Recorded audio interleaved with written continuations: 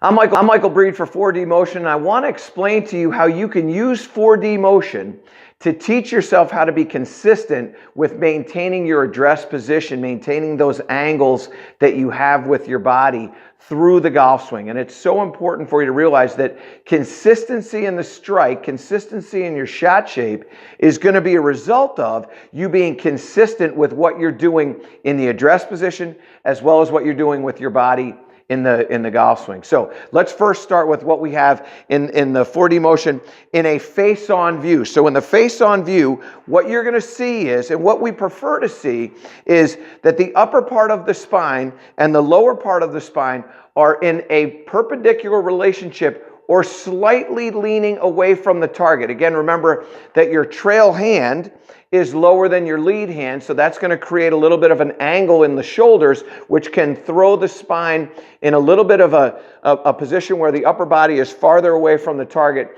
than the lower part of the spine. And this is something that you need to understand. It depends on your body type and it depends on the club that you're hitting. If I've got a shorter club, I'm going to have a little bit more bend. I'm going to have my shoulders a little bit more parallel to the ground, as opposed to with a driver, I'm going to have a little bit more of an incline with the shoulders that way, okay? So you have to understand that as we do this, we're only establishing the start point of where the spine is in space, and that's what 4D is going to show you by the use of the green line.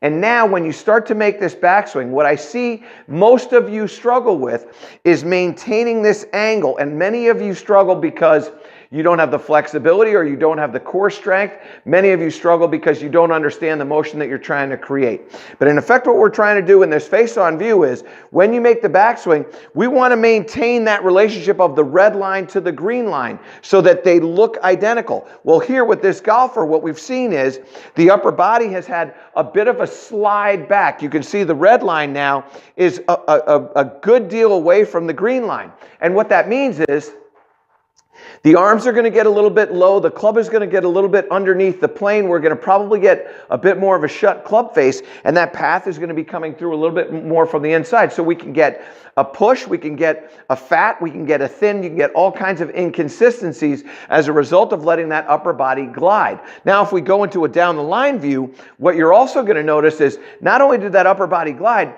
but it also stood up a little bit. So when it starts to stand up, now we've increased the distance from our sternum to the ball, and that also creates some real inconsistencies. So how do we get consistent with this? How do we understand how 4D is going to help us do this properly?